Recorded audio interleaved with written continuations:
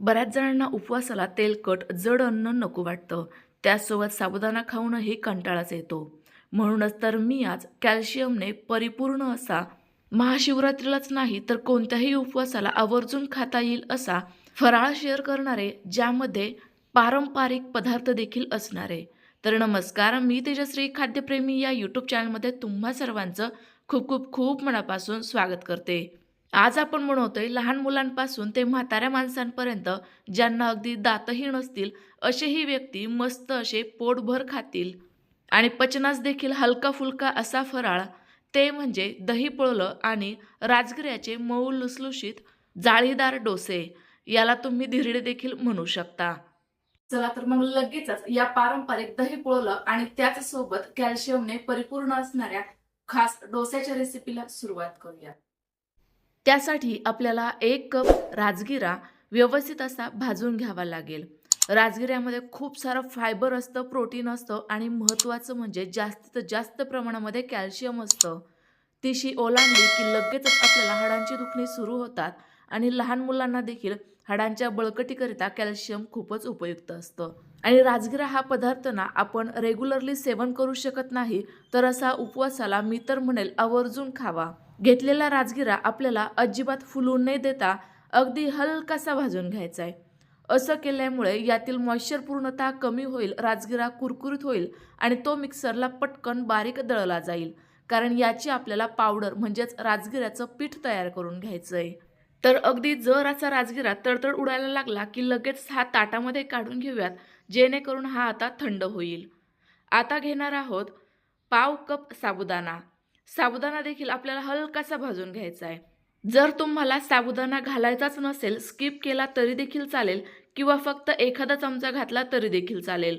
कारण एवढासा जरी घातला ना तरी देखील या धिरड्यांना खूप छान असा चिकटपणा येतो, धिरडे मोडणार नाही. हा सुद्धा आपण जर असा फुलेपर्यंत भाजून घेतलाय, रंग तर अजिबात बदललेला नाहीये.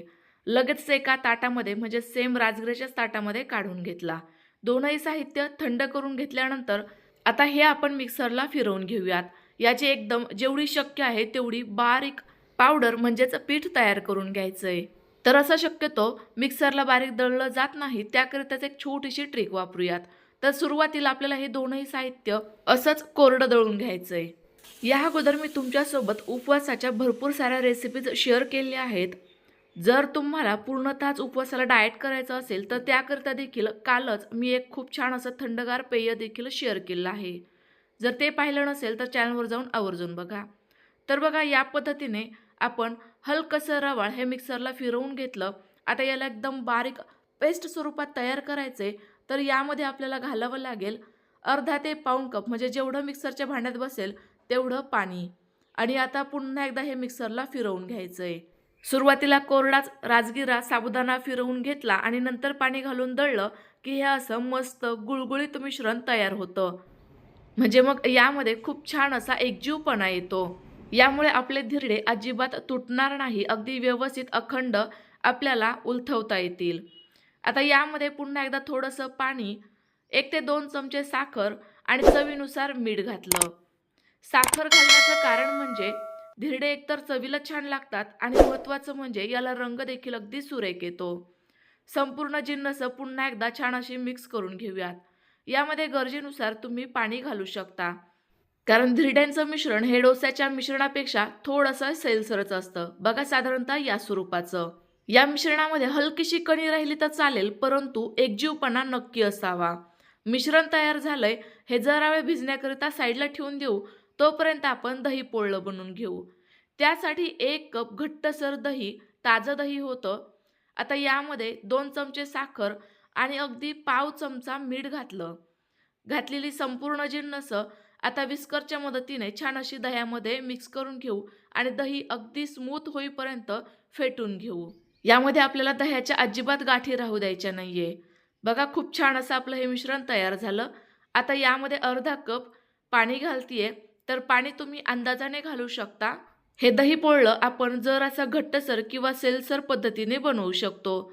जर तुमच्याकडे दही नसेल तर सेम पद्धत वापरून तुम्ही ताक पोळलं देखील बनवू शकता. पद्धत सेम राहील, फक्त दह्याच्या ऐवजी ताकाचा वापर होईल. संपूर्ण जिन्नस व्यवस्थित मिक्स झाल्यानंतर लगेचच फोडणीकडे वळूयात. त्यासाठी कढाईमध्ये 1 चमचा साजूक तूप घातलं. तूप गरम झालं की अर्धा चमचा जिरे घालायचे. जर जिरे तुम्ही उपवासाला खात नसाल तर स्किप करू शकता. लगेचच 2 ते 3 हिरव्या मिरचींचा ठेचा घालायचा. हा हलकासा परतला गेला की लगेचच हे दह्याचं मिश्रण घालायचं. या मिश्रणाला हलकेसे साईडने बुडबुडे आले की समजायचे आपलं मिश्रण अगदी परफेक्ट असं गरम झालंय. लगेच आता मिश्रण व्यवस्थित ढवळून घेऊयात आणि गॅस बंद करूयात. जर गॅस जास्त वेळ चालू ठेवला तर हे मिश्रण फाटू शकतं. पोळलं म्हणजे चटका बसणं, तर दह्याला देखील आपल्याला असा चटका बसवून घ्यायचा आहे. आपलं दही पोळलं तयार झालं. आता डोसे बनवून घेऊ. त्याकरिता बिडाचा तवा छान असा कडकडीत गरम करून घेतला. त्याला पहिले थोडंसं तेल लावून घेतलेलं होतं. आता यावर लगेचच असं एकसारखं मिश्रण घालून घ्यायचं. तुमच्याकडे जर असा बिडाचा तवा नसेल तर नॉनस्टिक पॅन किंवा लोखंडी तवा देखील वापरू शकता. लोखंडी तव्याचा वापर करायचा असेल तर तव्याला पहिले तेल लावून तवा छान असा कडकडीत गरम करून घ्या आणि नंतर त्यावर मिश्रण ओता. आता हे मिश्रण तव्यापासून सेपरेट सुटायला लागलं आणि वरील मिश्रण पूर्णतः कोरडं झालं की समजायचंय आपलं धिरडं खालून व्यवस्थित भाजलं गेलंय. हे भाजत असताना गॅसची फ्लेम एकदम कमीच ठेवायची, पण तवा मात्र छान असा कडकडीत गरमच असावा. बघा काय मस्त खालून खरपूस असं आपलं हे धिरडं भाजलं गेलंय. पलटवून दुसऱ्या साईडने देखील भाजून घेऊ. गरज वाटल्यास तेल किंवा तूप तुम्ही वापरू शकता. मी तर म्हणेल शक्यतो तुपाचाच वापर करावा. तुपामुळे ना हे धिरडे खूप छान असे खमंग लागतात. खालच्या साईडने पुन्हा एकदा 2 ते 3 मिनिटं हे भाजून घेतलं की आपलं धिरडं तयार झालंय. आता हे एखाद्या जाळीदार भांड्यावर किंवा मग जाळीदार टोपल्यामध्ये काढून घ्यायचं, ज्यामुळे यातील पूर्णतः उष्णता निघून जाते आणि मग आपले हे धिरडे जास्त चिकट किंवा लिबलिबीत न होता मस्त असे मऊ लुसलुशीत आणि थोडेसे खमंग राहतात. या मिश्रणामध्ये बघा जरा सुद्धा आपण सोडा इनो न वापरता फक्त तवा छान असा कडकडीत गरम करून घेतला आणि हे मिश्रण ओतलं की छान अशी याला जाळी पडते. बघा काय मस्त असं खरपूस हे देखील धिरडं भाजलं गेलं आहे. अशाच पद्धतीने आपण संपूर्ण धिरडे बनवून घेऊ. घेतलेल्या साहित्यांमध्ये अगदी 3 ते 4 व्यक्तींचा नाश्ता म्हणजेच फराळ तयार होतो. तयार झालेले गरमागरम धिरडे लगेचच सर्व करूयात. मस्त असं आंबट गोड आणि हलक्याशा तिखट चवीचं दही पोळलं या दिवसांमध्ये खूपच छान लागतं, कारण आता थोडासा उन्हाळ्याला देखील सुरुवात झालेली आहे. यामुळे शरीराला थोडासा थंडावाही मिळतो आणि हे पौष्टिक तर आहेच. तर तुम्हाला आजचा हा फराळ कसा वाटला कमेंट्स करून नक्की कळवा. रेसिपी आवडल्यास लाईक करा आणि जास्तीत जास्त शेअर करा. तयार झालेले धिरडे गरमागरम सर्व केले तर हलकेसे खुसखुशीत आणि थोडेसे मऊ लुसलुशीत चवीला लागतात. आणि जर तुम्हाला एकदमच मऊ आवडत असेल तर हे थंड झाल्यानंतर सर्व केले तरी देखील चालणार आहे. धिरडं सर्व करताना तुम्हाला जाणवलं असेल हे थोडंसं कुरकुरीत होतं आणि आतून मऊ लुसलुशीत होतं, पण मला फोटो काढेपर्यंत बराचसा वेळ गेला. तर आता हे थंड झालेलं आहे आणि थंड झाल्यानंतर तुम्हाला दाखवतेय. बघा काय मस्त हे मऊ लुसलुशीत अगदी रुमालासारखं आहे. तुमच्या घरामध्ये जर 6 महिन्यांपेक्षा थोडंसं मोठं बाळ असेल तर त्याला देखील तुम्ही हे धिरडे बनवून देऊ शकता. अतिशय पौष्टिक आहे.